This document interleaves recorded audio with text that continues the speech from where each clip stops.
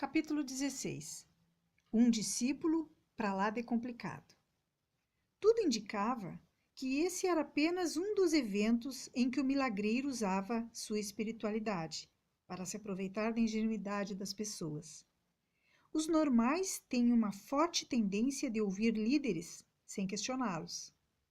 Cá com meus botões, ao observar as reações do milagreiro, olhei para Dimas e pensei: nem o mão de anjo seria tão safado.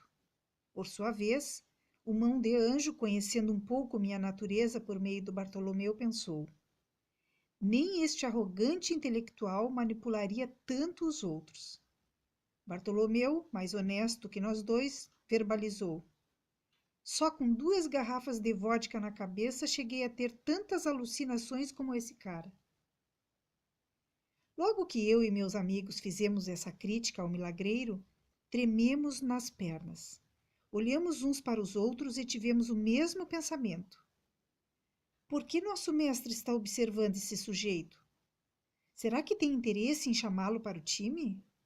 Esse pensamento nos incomodou tanto que nos fez dizer simultaneamente estas palavras: eu deserto. Ficamos aflitos por um momento. Observamos os passos do mestre. Torcíamos para ele lhe dar as costas. Mas ele foi se aproximando do homem que cativara sua retina. Nosso coração palpitava. O milagreiro encontrou o olhar do mestre e, para o bem geral do grupo, não falou nada, apenas meneou a cabeça desaprovando-o. O vendedor de sonhos admitia erros e mais erros, mas nunca admitia o erro de controlar as pessoas. Para ele, a consciência de uma pessoa era inviolável. A liberdade de escolha não deveria sofrer um arranhão. Sua maior crítica contra o sistema social era que ele vendia sorrateiramente uma liberdade inexistente, uma liberdade que estava nas páginas da democracia, mas não nas páginas da história dos seres humanos. Havia muitos escravos algemados pelos seus pensamentos perturbadores e suas preocupações. Após desaprová-lo silenciosamente, sem expô-lo publicamente, o mestre lhe fez 2 afirmações e lhe apresentou 2 conclusões chocantes. Milagres não convencem. Se convencessem, Judas não trairia Jesus. Milagres podem mudar o corpo, mas não mudam a psique. Se mudassem, Jesus impediria Pedro de negá-lo. Edson ficou mudo. Não sabia o que responder, pois nunca tinha pensado nisso. Então veio uma conclusão bombástica, que me abalou como professor. O mestre lhe disse: o homem que você diz seguir jamais usou seu poder para controlar as pessoas. O homem de Nazaré jamais usou seu poder para seduzir plateias e conquistar seguidores. Por isso, contrariando o marketing político, dizia aos que ajudava: não conte para ninguém. Se não o seguissem pela loucura espontânea de um amor insondável, não queria seguidores, pois não queria servos, mas amigos. Essas palavras me induziram a um passeio reflexivo pela história. Lembrei-me de que os europeus nos séculos passados cometeram atrocidades em nome de Cristo. Mataram, torturaram, guerrearam, dominaram, feriram, excluíram. Jogaram no lixo a doçura do homem que não controlava ninguém, que não admitia servos. Foram séculos de lutas infernais, milhões de mortes em nome de alguém que inventaram. Foram séculos de rancor e inimizades contra muçulmanos, uma animosidade cujas raízes até hoje teimam em se perpetuar. Ao andar com o mestre, eu começara a desconfiar que não era um ateu convicto, como imaginava. No fundo, eu tinha asco da religiosidade atroz. O milagreiro ficou impassível. Jamais alguém o corrigira sem criticá-lo. Após esse breve diálogo, o mestre saiu de cena, deixando várias pessoas emudecidas, sem saber direito o que acontecera. Ficamos por demais aliviados. Até quando? Não sabíamos. No dia seguinte, saiu uma matéria sobre os últimos fatos no jornal Informação Urgente, com a seguinte manchete: um estranho transforma um velório num jardim. Uma foto tirada às escondidas quando saíamos do velório estava estampada na primeira página de um dos cadernos. A reportagem não era caluniosa, continha fatos interessantes.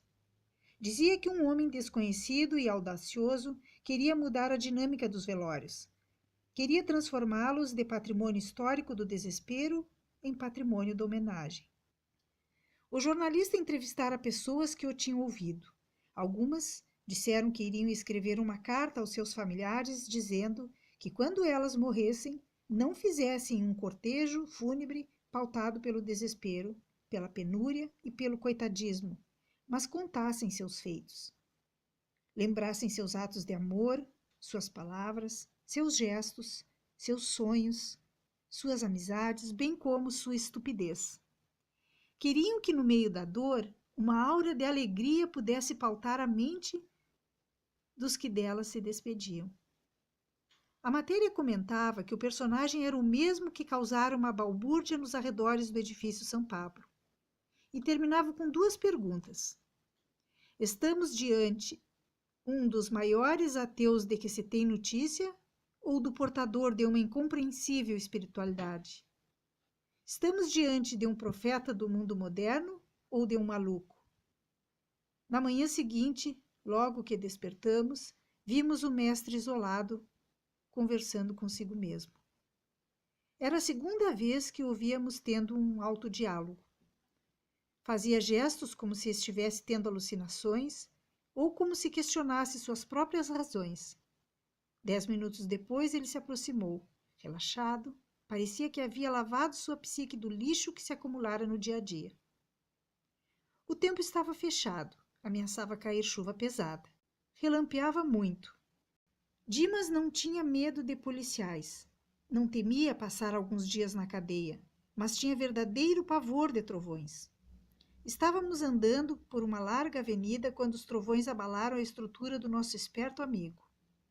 Tentando acalmá-lo, eu lhe afirmara que, quando ouvimos o ribombar dos trovões, o perigo já passara. O raio já se dissipara. Porém, a mente é cheia de artimanhas. Ele entendia minhas palavras, mas sua emoção e lógica não se abrandava. Eu não podia criticá-lo, pois não era diferente dele. Sempre valorizei a lógica da ciência, mas nunca deixei de sofrer pelo que não existe, em especial pelo meu passado. Ele me perseguia. A chuva não tardou a chegar. Rapidamente procuramos abrigo. Entramos num grande shopping. No salão de entrada havia uma grande loja de departamentos. Enquanto entrávamos na loja, ouvimos um grande estrondo. Dimas entrou debaixo da primeira mesa que encontrou. Parecia um menino diante de um fantasma. Pensei comigo, o mestre está certo, não há heróis. Todo gigante encontra obstáculos que o transformam em criança, basta esperar. O estrondo deveu-se à queda de um raio. O para-raios do shopping não suportou a sobrecarga. Havia 2 pintores mudando a pintura da loja. Ambos eram primos. Um deles, que tinha uma gagueira mais intensa que a de Dimas, pintava as paredes. Quando estava nervoso, bloqueava o aparelho fonador e não conseguia articular uma palavra. O outro estava no topo de uma escada de 2 metros, retocando as janelas de ferro alegremente. O raio, ao cair abruptamente, correu pelas paredes e resvalou na janela, atingindo aquele que estava retocando a pintura. O barulho foi ensurdecedor. O pintor caiu da escada e se contorcia de dor. Seu primo, aterrorizado, foi socorrê-lo. Tentamos nos aproximar do local, mas antes que chegássemos apareceu alguém com ar de heroísmo querendo socorrê-lo. Não sei de onde saiu aquele homem, mas parecia alguém que conhecíamos. Era um milagreiro que havíamos encontrado no velório no dia anterior. Edson viu o pintor deitado, gemendo de dor e com as mãos no tornozelo direito. Viu que o pé do pintor estava deformado. Concluiu imediatamente que fora descarga elétrica. Sem perder tempo, disse para o outro pintor, que assistia ao ferido: Deixe-o, eu cuido dele, sou especialista nisso. Juntou-se ao homem caído e tentou endireitar o pé dele, mas não conseguiu. Sentou sobre a perna dele e passou a dar-lhe ordens. tentando exercitar seus dons sobrenaturais. Conserta! Endireita! Alinhe os ossos! Mas o tornozelo não endireitava. O pintor agoniado gemia mais. O milagreiro fazia mais força ainda. Não era possível deixar de resolver um caso tão simples. Não era possível que seu moral com Deus estivesse tão baixo. Deve ter pensado. O pintor urrava de dor. A plateia foi aumentando e isso excitava o milagreiro samaritano, estimulando-o a mostrar sua benevolência sobrenatural. Muitos dos que viam a valentia e os préstimos do milagreiro pensavam que ele fosse um médico que estava fazendo algum procedimento para aliviar as dores do pobre pintor. O primo gago emitia grunhidos incompreensíveis, parecia querer dizer algo a Edson, mas este sentia que o desespero dele atrapalhava sua concentração. Perdendo a paciência, disse para o pintor que estava em pé: Fique calmo, eu endireitarei a perna desse homem. E endireitou mesmo. 2 longos minutos depois, o milagreiro cumpriu sua missão. Limpando o suor da testa, disse para a plateia: O tornozelo está bom novamente, embora a dor do pintor estivesse pior. Este olhava para seu tornozelo e parecia mais desesperado. Pensávamos que ainda estava em estado de choque. Quando a plateia ensaiava as primeiras palmas a Edson, pelo socorro à vítima, a língua do pintor gago se soltou. Querendo dar uma bofetada no milagreiro, ele bradou: Miserável! Cachorro! Açougueiro! Ninguém entendeu nada, nem meu mestre. Parecia que o pintor gago estava sendo ingrato. Em seguida, explicou gaguejando: Meu primo é manquitola. Tem um defeito no tornozelo há 30 anos, mas nunca o corrigiu por medo da cirurgia. Agora vem esse desgraçado e o conserta? E sem anestesia? As pessoas ficaram conduídas do pintor. Poucos segundos antes estavam animadas para aplaudir o milagreiro, mas agora mudavam de ânimo. Tinham vontade de enchê-lo de bolachas.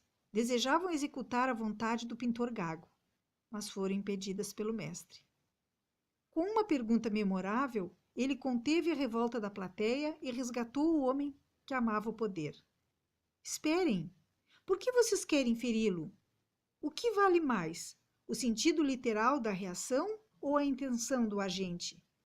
Fisgadas em seus pensamentos, as pessoas diminuíram a temperatura da emoção e começaram a se dispersar.